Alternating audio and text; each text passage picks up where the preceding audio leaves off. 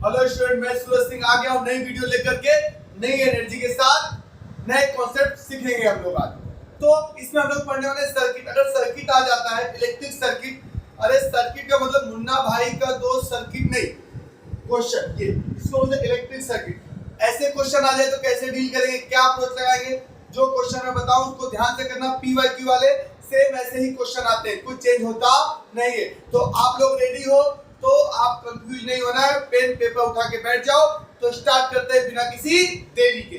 चलो क्वेश्चन पे आते हैं। ये ना क्वेश्चन आया है 2012 में। ऐसा ही क्वेश्चन बार बार बिस्केट की एग्जाम में भी पूछा जाता है, तो आपको ध्यान से समझना है। ये सिमेट्रिसिटी के ऊपर का बेस्ड क्वेश्चन। सर सिमेट्रिसिटी का मतलब क्या? एक लाइन खींचोगे, दो पार्ट में सर्किट इक्वल डिवाइड हो जाएगा। आज जो कॉन्सेप्ट सिखाने वाला हूं ध्यान से समझना। कैसे सर आपको पता चल गया सिमेट्रिसिटी इसमें लगेगी?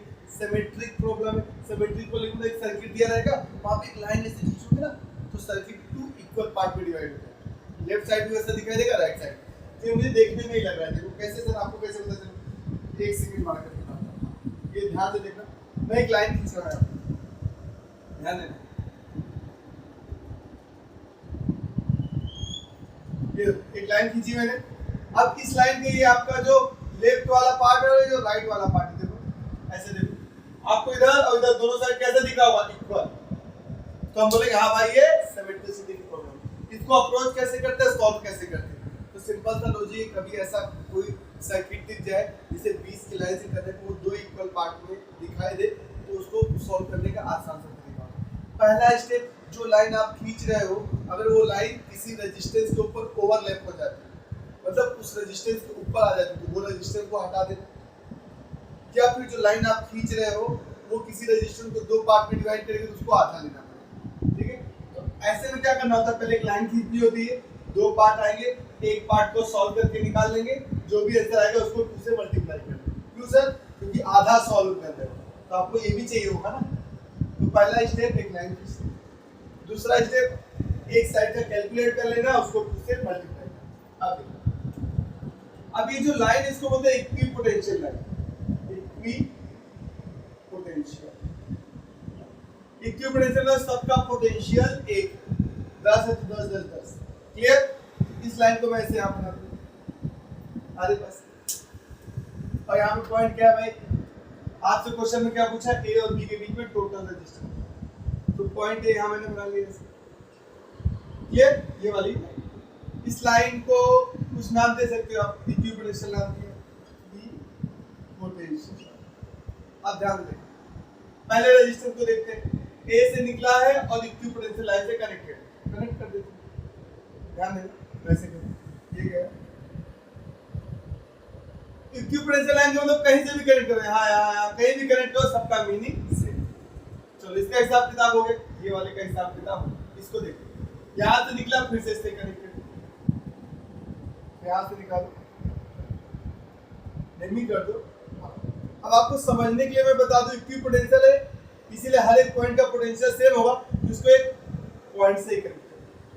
यहाँ पे कनेक्ट करो, अलग अलग कनेक्ट होगा तब भी उसका मीनिंग सेम है, क्योंकि इसका लाइन का नाम क्या रखा हमने? इक्विपोटेंशियल। तो हमको अच्छा दिखाई दे फील है, इसलिए सबको एक पॉइंट से कनेक्ट। इसकी वैल्यू कितनी थी? 8। इसकी वैल्यू कितनी थी? 8। अब ये वाला रेजिस्टेंस देखो, ये वाला क्या है? जो आपने लाइन खींची, ये लाइन इसको दो पार्ट में डिवाइड कर रहा है, तो किस हिसाब से डिवाइड कर रहा है? कभी भी ऐसा है जो लाइन अगर आप खींच रहे हो वो रेजिस्टेंस के परपेंडिकुलर हो जाए। देखो ध्यान से, यहाँ पे आपको दिख रहा होगा ये रेजिस्टेंस के परपेंडिकुलर, मतलब रेजिस्टेंस को 2 पार्ट में डिवाइड कर दिया। कितने पार्ट में? 2 पार्ट में। और 2 पार्ट कैसे होंगे? इक्वल। तो आधा वाला पार्ट हो जाएगा r/2 और हाफ हो जाएगा r/2, मतलब इधर का पार्ट बोल दो आप r/2 और क्लियर? तो यहाँ से आपको देखा ए से एक रेजिस्टेंस निकला, इससे कनेक्टेड, इसकी वैल्यू कितनी? r/2। यहाँ से वापस से एक रेजिस्टेंस निकालो, वापस से कनेक्ट कर देते। इतना है भाई समझ लो। जो परपेंडिकुलर वाला जो लाइन हम खींचेंगे, अगर वो रेजिस्टेंस के परपेंडिकुलर आ गई तो उसको हाफ 2 पार्ट में डिवाइड करेंगे। ठीक है? अब ये वाला रेजिस्टेंस को देखो ध्यान से, ये वाला लाइन के ऊपर ही आ गया है, लाइन के ऊपर ओवरलैप हो गया, तो इसको हम लोग कंसीडर नहीं करेंगे, इसको कट कर दो, उसको कंसीडर करने की जरूरत नहीं, उसको हटा देंगे। अब ध्यान से समझो, ध्यान से समझो। सॉल्व कर लेते हैं, इसके इसके बीच निकाल लेते हैं। क्या करेंगे, ये दोनों पैरेलल में, तो पैरेलल में आपको पता है आर आर है तो कितना हो जाएगा, इसका इक्विवेलेंट हो जाएगा आर बाई, पता है ना, बताया था। अगर सेम वैल्यू वाले रेजिस्टेंस आपको मिले तो एक को पकड़ो और नंबर ऑफ रेजिस्टेंस से डिवाइड करो। कितने रेजिस्टेंस सेम वाले, दो, तो एक पकड़ा, कितने डिवाइड कर दिया, तो इसका नया सर्किट कैसे बनेगा, ऐसा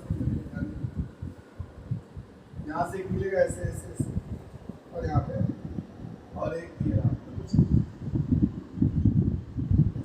तो ये वाला हो गया R/2 और ये भी क्या हो गया, क्लियर। इन दोनों का ये रिजल्टेंट है यहाँ पे। अब देखो वापस से ये दोनों भी क्या हो गए बेटा, सेम, ये दोनों भी कैसे सेम, तो इनका रिजल्टेंट क्या होगा, एक पकड़ो और डिवाइड किससे मार दो, क्यों, एक को तो कितना आ जाएगा R/4, तो यहाँ मैं डायरेक्ट लिख सकता हूँ R/4। तो लेफ्ट साइड हम लोग सॉल्व किए, हमारे पास आंसर कितना आ रहा है भाई, R/5, कितना आया R/5। हमने लेफ्ट साइड का सोल्व किया, सेम इसी तरह इसके लिए होगा। तो मैंने बताया था अगर आपको रिजल्टेंट लिखना हो R इक्विवेलेंट तो क्या करना पड़ेगा, उससे मल्टीप्लाई करोगे तो R इक्विवेलेंट कितना आ जाएगा, कैंसिल हो जाएगा तो आ जाएगा R/5। ये है हमारा आंसर R/5, ऑप्शन नंबर। ठीक है बच्चों, अगर आपको लग रहा है कि सर एक में समझ में नहीं है और क्वेश्चन लेके कराइए तो कमेंट करके आपको बताना है सर मुझे इस टॉपिक पे प्रॉब्लम आ रही है और क्वेश्चन कराइए, तो इसका मैं पर्टिकुलर एक अलग से वीडियो बना दूंगा, इसमें बहुत सारे क्वेश्चन की प्रैक्टिस कर दूंगा, तो सारा कंफ्यूजन दूर हो जाएगा। अभी के लिए आप याद रखिए इसका आंसर क्या आएगा R/2, इसमें कुछ भी चेंज नहीं होता, सेम डेटा के साथ रिपीट होता है। अब हम लोग देखेंगे बल्ब बेस्ड प्रॉब्लम। बल्ब क्या है, इलेक्ट्रिक बल्ब कॉम्बिनेशन। क्वेश्चन कैसे बनते हैं, इसके ऊपर बल्ब लेगा, उनको सीरीज में कनेक्ट कर देगा और पैरेलल में कनेक्ट कर देगा, और आपसे पूछेगा बताइए कि नेट पावर कितना होगा, ठीक है, नेट पावर कितना होगा तो आपको बताना है। तो यहाँ पे पावर को P से हम लोग डिनोट करेंगे, ठीक है।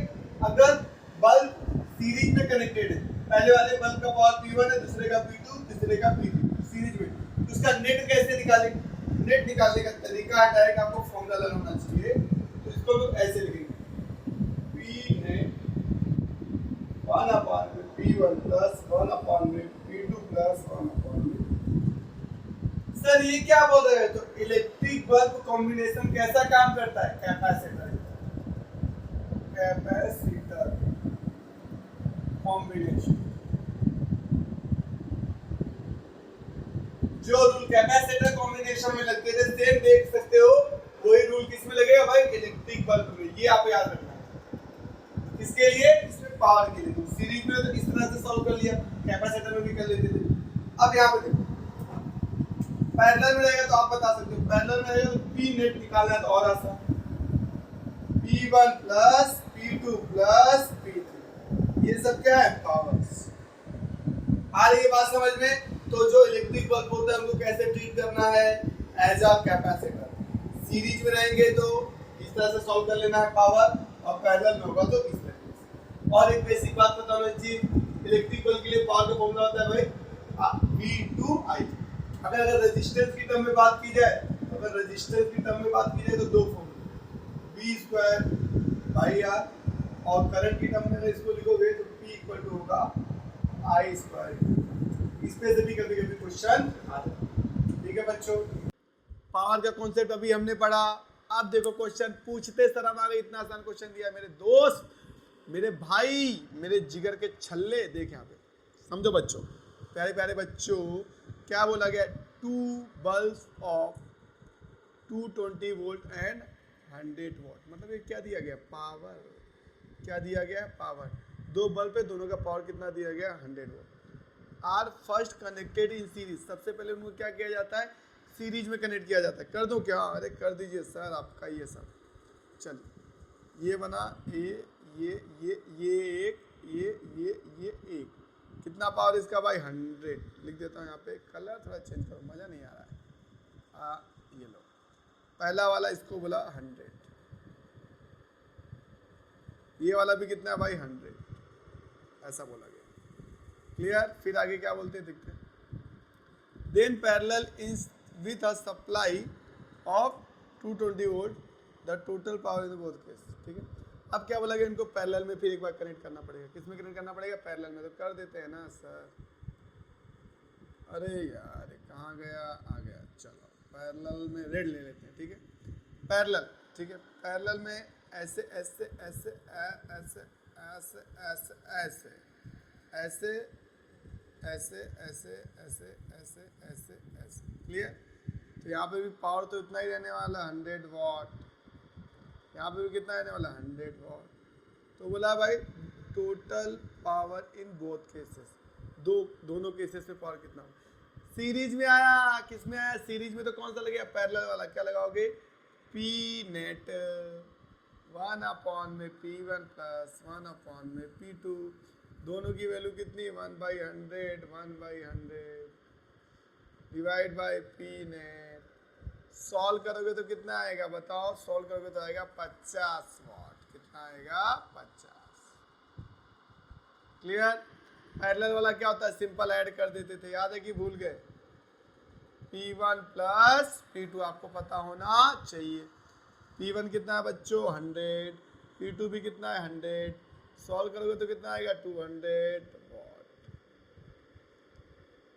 आई बात समझ में? ये हमारा था कॉन्सेप्ट। क्लियर। आपको अगर यहाँ पे विजिबल नहीं हो, नहीं दिखाई दे रहा, तो मैं यहाँ लिख सकता हूँ। पी नेट कितना आ गया आपका? 100 plus 100 equal to 200 watt. Clear. तो 50 और 200, ऑप्शन नंबर मेरा डी आ रहा है, तो डी राइट है यहाँ पे। क्लियर। अब हम लोग देखने वाले हैं रेजिस्टेंस के बारे में। रेजिस्टेंस का जो फॉर्मूला होता है बच्चों, मैं यहाँ पे लिख देना चाहूंगा, R equal to rho L upon A होता है। इसका मतलब क्या हुआ? अगर L और एरिया, L क्या है? लेंथ ऑफ कंडक्टर या फिर रेजिस्टेंस। क्लियर।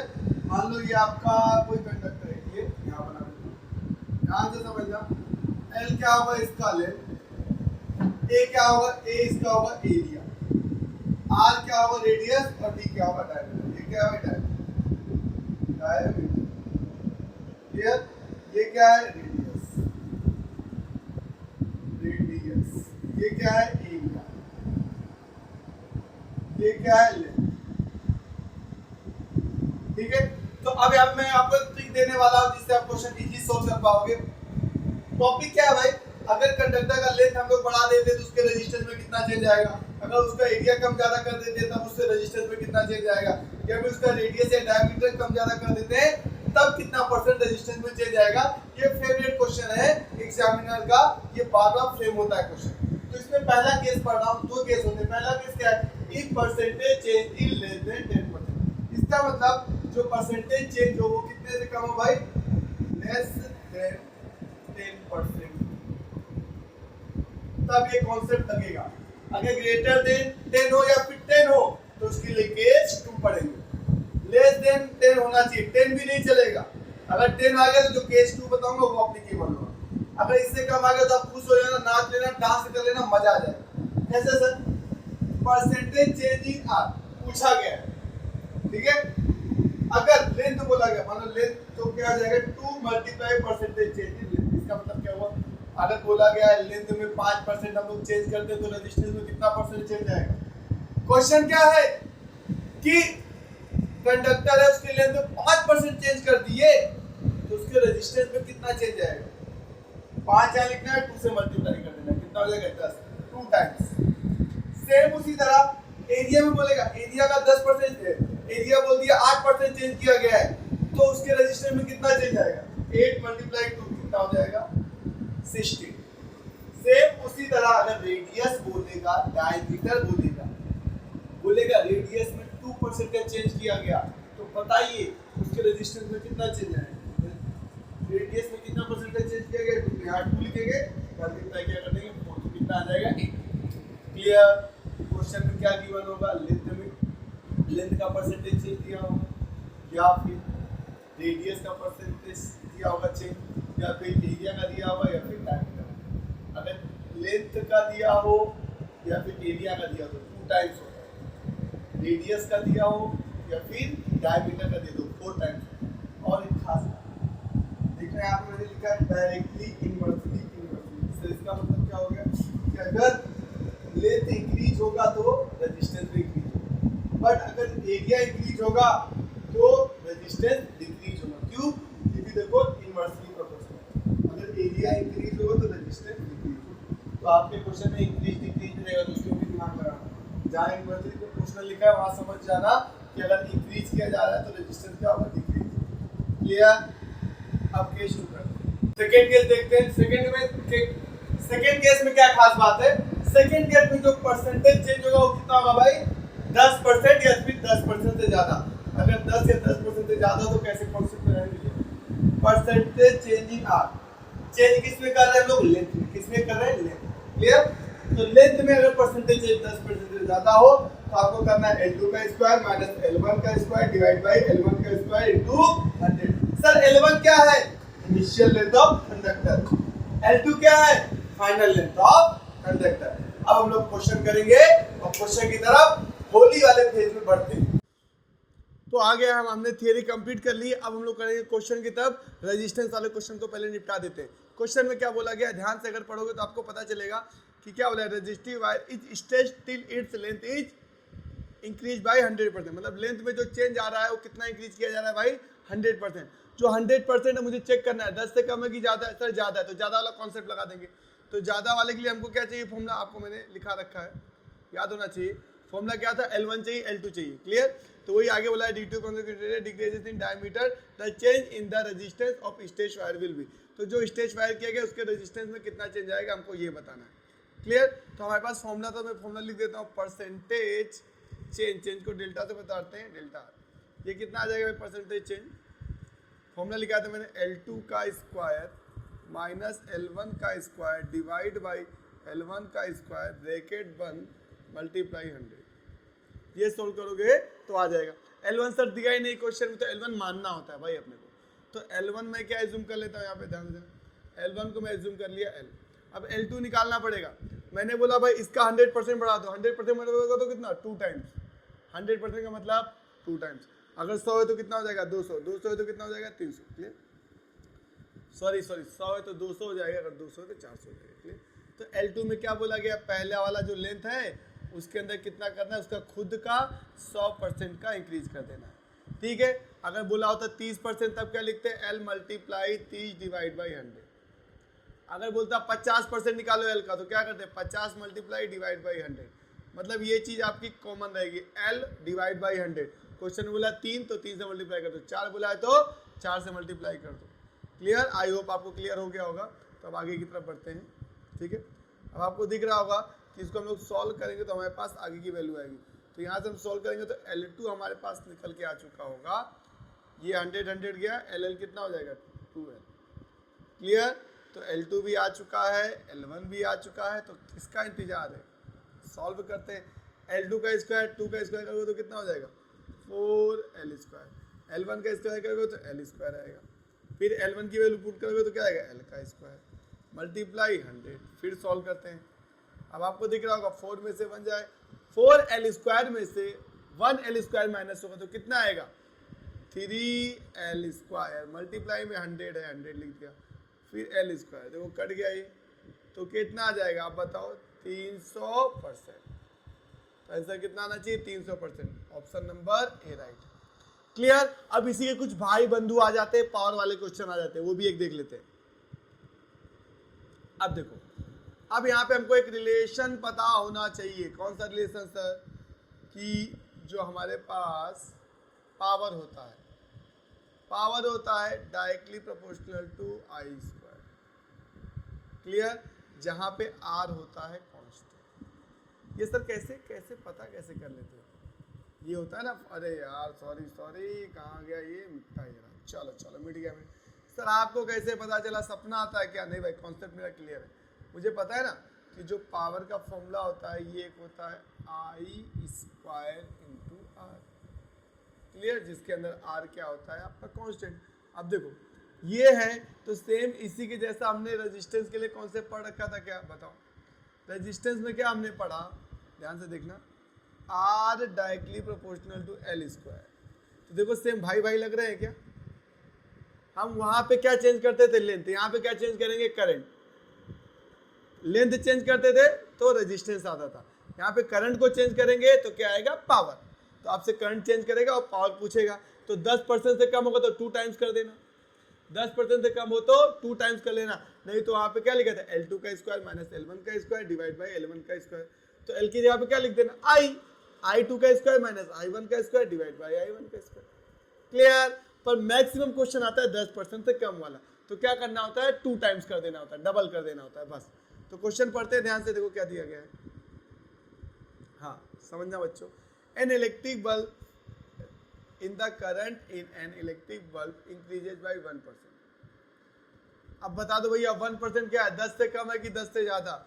सर ये तो 10 से कम है, तो अगर 10 से कम है तो बताओ कितना है, अगर 10 से कम है तो कितना आएगा बताओ। और डायरेक्टली प्रोपोर्शनल है तो क्या करेगा, इंक्रीज। मैंने बताया था डायरेक्टली प्रोपोर्शनल होते हैं, बढ़ाओगे तो बढ़ेगा, इन्वर्सली प्रोपोर्शनल हो तो उल्टा हो जाता है, आप बढ़ाओगे तो क्या होगा, कम। पर यहाँ पे कैसा है, डायरेक्टली प्रोपोर्शनल, तो यहाँ पे क्या किया जा रहा है, इंक्रीज, तो आपका भी क्या होगा, इंक्रीज।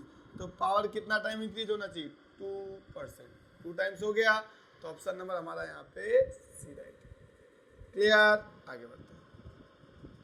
चलो भैया ये पुराना क्वेश्चन आ गया, एक छूट गया था इसीलिए मैंने करा दिया। देखो ईयर नहीं लिखा है, ईयर ये आई थिंक आया 2015 का क्वेश्चन है, ठीक है। ईयर भूल गया तो ईयर यहाँ पे हम लिख देता हूँ आपके लिए। देखो 2015 का क्वेश्चन है, ओ सॉरी ये हाँ 16 नहीं है बात, 16 नहीं है 15 है। क्लियर, तो चलो आगे बढ़े।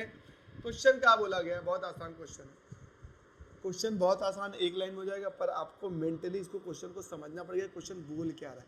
क्लियर, तो ध्यान से समझे क्या, हाँ सर समझते हैं। तो हमारे ये रहा टूल, ये गए इस पर, हाँ अब देखो एट व्हाट टेम्परेचर, क्वेश्चन के अंदर आपको फील आना चाहिए एट व्हाट टेम्परेचर, मतलब आपसे पूछा क्या गया है, टेम्परेचर, इतना फील आना चाहिए। क्लियर, फिर क्या बोला गया है, the resistance of copper conductor be double its resistance at 0 degree. कहने का मतलब ऐसा टेम्परेचर बताओ कि उसका रेजिस्टेंस 2 टाइम हो जाए। कब, जब वो 0 डिग्री पे रखा होगा तो उसका जो भी रेजिस्टेंस होगा, मान लो 0 डिग्री पे रखा था तो R है, तो कितने टेम्परेचर पे रख दूँ तो उसका रेजिस्टेंस 2R हो जाए, ये पूछा, यही समझना था, बाकी कुछ नहीं, एक लाइन का है। क्लियर, तो ये मैं अपनी पेन को चेंज करते हुए, और अब आपको क्लिक करना चाहिए कौन सा फॉर्मूला है बताओ, R T equal to R nought bracket में 1 plus alpha T minus T nought, यही था, टी निकालना है अपने को। फॉर्मूला मैं आपको रिकैप कराता हुआ यहाँ पे लिख देता हूँ, क्या था, R T R not bracket में 1 प्लस अल्फा, अल्फा देखो देखे रखा, ये रहा। क्लियर, फिर क्या था, T minus T note bracket पर, यही फॉर्मूला हमको क्या करना है बेटा, यूज में लेना है। तो चलो यूज में लेते हैं और मचाते हैं। क्या बोला गया है, टी नोट कितना है, देखो देख रखा है 0 डिग्री। क्लियर, तो सब देखो डिग्री सेल्सियस में पुट करते हैं, ठीक है, डरने की कोई बात नहीं। अब यहाँ पे आर टी क्या बोला गया, आर टी बोला गया भाई 2 टाइम्स हो गया, कितना हो जाए 2 टाइम्स। जब टेम्परेचर टी नोट आपका 0 डिग्री हो तो 0 डिग्री सेल्सियस, तो आर नोट कितना होगा, आर। क्लियर, यहाँ पे नोट मत लिखो नहीं कंफ्यूज हो जाओगे, तो यहाँ मैं हल्का सा मिटा देता हूँ।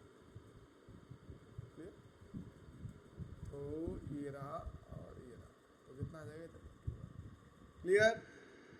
टी नोट टेम्परेचर पे आर नोट कितना है भाई साहब, आर, तो टी टेम्परेचर ऐसा बताओ कि रेजिस्टेंस कितना हो जाए, 2 टाइम्स। आगे सोल्व करते हैं, आर टी की वैल्यू कितनी है 2R, आर नोट की वैल्यू कितनी है R, 1 चल रहा है, अल्फा की वैल्यू कितनी 3.9 मल्टीप्लाई 10⁻⁻3।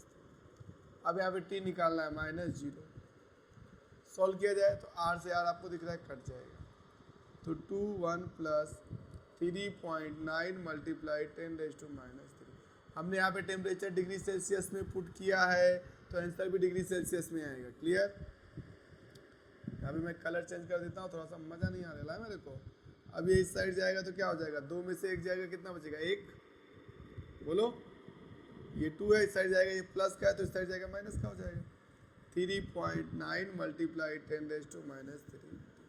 अब टी सॉल्व करोगे तो आपके पास निकल के आएगा 256.4 डिग्री सेल्सियस। कैलकुलेट कर लेना, ये मल्टीप्लाई में है इसको आपको डिवाइड में भेजना पड़ेगा, यहाँ पे ऐसे सॉल्व करोगे तभी आंसर आएगा। तो ऑप्शन नंबर हमारा ए राइट। क्लियर? बीच बीच में ये क्वेश्चन इसलिए ले लेता हूँ कि आपका माइंड चलता है कि नहीं चलता है, कि लहर रहे हो, भूल जा रहे हो, इसलिए बीच में ले लेता हूँ। अब ये थोड़ा अलग सा क्वेश्चन है, कैपेसिटर वाले चैप्टर का मैंने करा था, बीच में मैं डाल दूंगा। यह है 2015 में। चेक करते हैं आपको कॉन्सेप्ट याद है कि नहीं याद है। तो चलो चेक कर लेते हैं, पढ़ते हैं। बहुत प्यारा क्वेश्चन है। क्या बोलेगा? A particle having charge q is accelerated bye potential difference delta v, it would be gain energy. अरे प्रभु, बहुत आसान क्वेश्चन। इतना आसान क्वेश्चन कौन पूछता है? देखते हैं क्या। अरे भाई चलो, अब आपको पता होना चाहिए सर कि जो आपका चेंज इन पोटेंशियल एनर्जी या पोटेंशियल एनर्जी का फॉर्मूला होता था वो क्या होता है? Q into delta we. और जो पोटेंशियल एनर्जी होता है वो वर्क डन के इक्वल होता है। ये आपको पता होना चाहिए। तो W equal to change in क्या आ जाएगा? Q into delta. और जो वर्क डन होता है वो क्या होता है? चेंज इन काइनेटिक एनर्जी के इक्वल होता है, डेल्टा के। तो यहाँ पे W की वैल्यू पुट कर दोगे तो क्या आ जाएगा? Q into delta. तो ऑप्शन नंबर हमारा यहाँ पे ए राइट। तो याद रखना, कभी भी एनर्जी बोलेगा तो आपको W इक्वल टू डेल्टा के ये इक्वल होता है कि याद होना चाहिए, और W इक्वल टू होता है पोटेंशियल एनर्जी। क्लियर? और पोटेंशियल एनर्जी का फॉर्मूला आपको पता है क्या होता है? Q into delta we. इससे आपका क्वेश्चन सॉल्व हो जाएगा। एनर्जी बोला तो मैं बोला वर्क डन ही पूछा है भाई, वर्क डन को इसके इक्वल करो, खत्म करो। तो ऑप्शन नंबर बी राइट है। देखिए कितना आसान क्वेश्चन था। आगे बढ़ते हैं।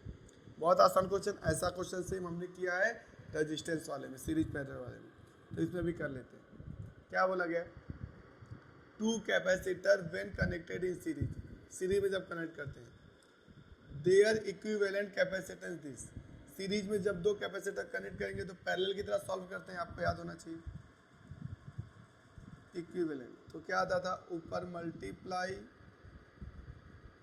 नीचे एडिशन। कैपेसिटर है ना, ठीक है। ये कब का है भाई? सीरीज के लिए। दूसरा बताया था मैंने रेजिस्टेंस वाले में, 1/1 करके लिखते हैं तो 2 होता है, तो डायरेक्ट ऊपर मल्टीप्लाई, नीचे एडिशन। क्लियर? और जिनको नहीं समझ में आ रहा है उनके लिए मैं बता देता हूँ, ये वाला फॉर्मूले का यूज किया मैंने। और जिन्होंने समझा अच्छे से उनके लिए तो कोई बात ही नहीं। 1/C1, 1/C2, ये सॉल्व करोगे तो आपका ये आएगा। क्लियर? अब पैरेलल में क्या बोला गया देख लेते हैं। पैरेलल क्या बोला गया है? They are connected in parallel, their equivalent resistance capacitance this. Parallel में C इक्विवेलेंट कितना दिया?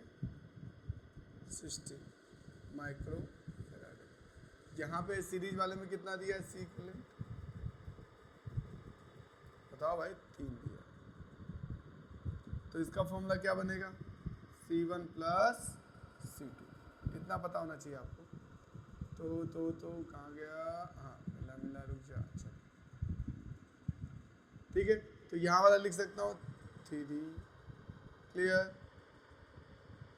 C1 इंटू C2 डिवाइड में, देखो प्लस वाली वैल्यू चाहिए क्या? प्लस वाली वैल्यू है हमारे पास, हाँ है।